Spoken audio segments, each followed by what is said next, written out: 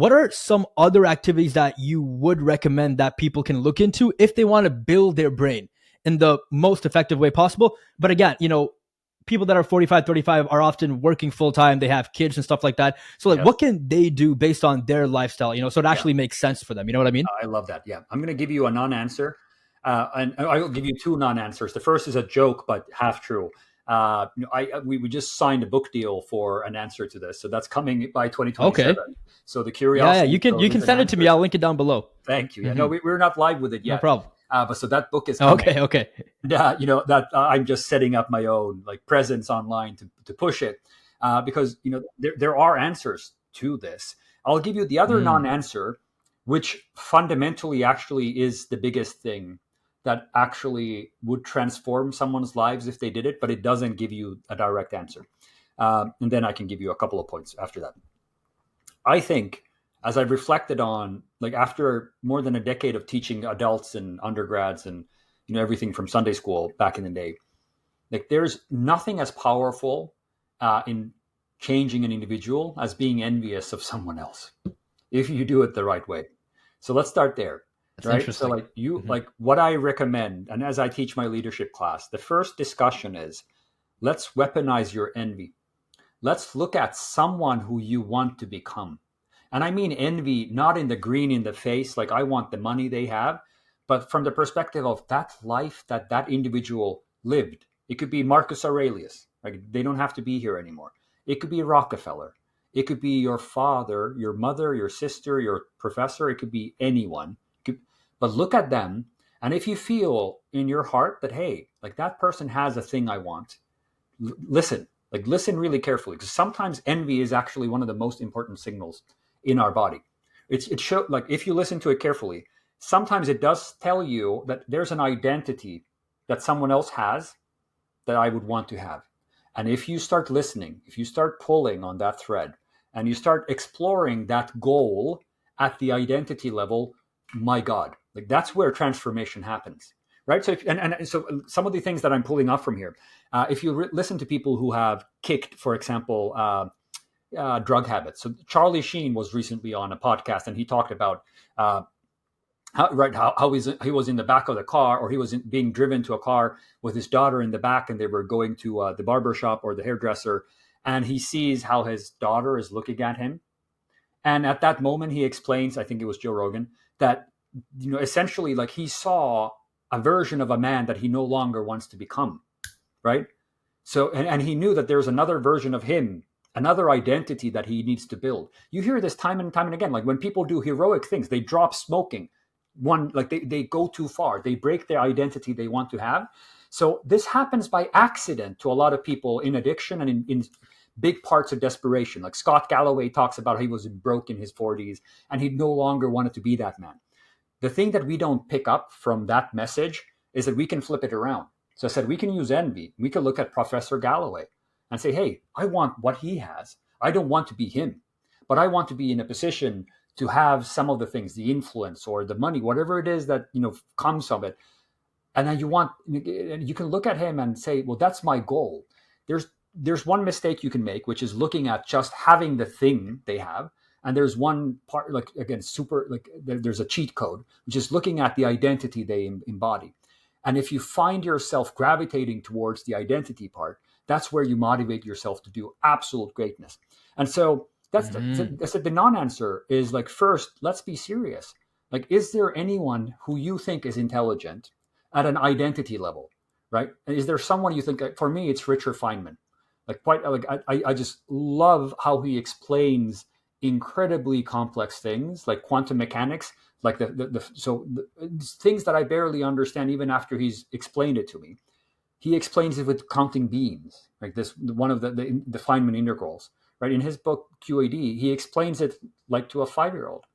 And so to me, that's like, I'm very envious of his brain power, but I'm not trying to match. So here's where I mentioned, like, you should not try to get what the other person has.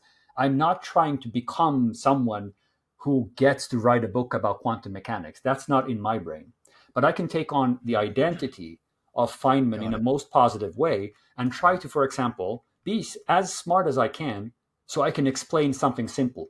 And and that's one of the places where I started thinking, like, how do I explain intelligence? So that's where the engine, that's where all of these, and I hope I have even better versions of these.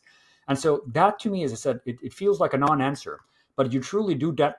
The transformation begins when you realize that there's someone you want to become. And I said, for a lot of people, it sadly starts with there's someone you are that you don't no longer want to be. But it's much, much more powerful if you find a version of yourself embodied by someone else, because then you can start taking on the habits. And so that's kind of happy to continue on the habits part, but I've rambled long enough Yeah, here. no, that makes complete sense. So basically, what you're saying is use your envy as a way to figure out, okay, what do you want to model, right? So again, it's not necessarily, oh, I just want that money. It's more of like, okay, what are the identity and habits of this person that again will lead to those results, right? So again, for example, if you're an athlete and if you follow, a guy like Cristiano Ronaldo, yes, obviously he's a international superstar, right? But his identity really comes down to being a hard worker and being fully dedicated. So if you just adopt that and just, being consistent and constantly improving, no matter what you do in life, you will make progress, right? Here's the one thing about envy though. Like, how does a person know what they truly want? Because sometimes people feel envy based off of what society tells them to be envious of, not necessarily what they actually want. Like, you know what I mean? So Yeah. how do you find like what you truly want when we're constantly being told all these different things, in terms of what we should want? Because that can be really hard to actually answer, even if you're by yourself. You know what I'm saying? You're absolutely right. Mm-hmm. And so Mm-hmm. this goes to Galbraith. It goes to Emil Durkheim, like the infinite malady of aspiration, like the idea of manufactured desires. Like a lot of incredibly smart people have opined about on this, and they've said it's a cancer on ourselves, the cancer on our society, and on our well being, that we just don't know good from good enough. Right? We continue to want more of what. And so that's an important question you're asking. Like, how do you know what voice to listen?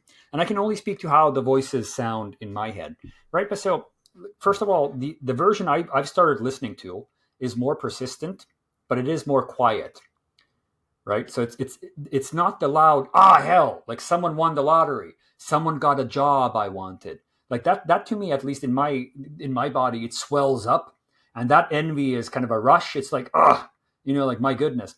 And it's still an important thing to listen to, because that's also means, well, like, I probably care about this. But so then the deeper type of envy to me is sometimes it's mixed with awe, sometimes it's mixed with, let's say, like, how did they do this? It's mixed with, like, oh my god, like, Mm. and it's mixed with incredulity. Like, I can never get to that level, right? And so it to me, it's a bit, that envy is a bit of a weaker voice. And here's like one of the best things I've started thinking about it: is it transactional, or is it the journey? Or, right, like, is it like, are we looking at, I just want that transaction to happen to me, I want to be on the cover of Forbes? The probably not a good goal for you, right? Because that's it's just not, like, even if you get it, what's next? But just like you said, like, if you look at Messi, as so we don't just jump on, because we were going to otherwise alienate half of the population, right? Yeah, it's gonna be a If you war look in the comment section. Yeah. correct, yeah. So if you look Yeah. at Messi, for instance, if you look at, I want to be hoisting, a cup, and he's had all the cups, right? How are you Yeah. going to Yeah. replicate it if you're fixated on the transaction? No way.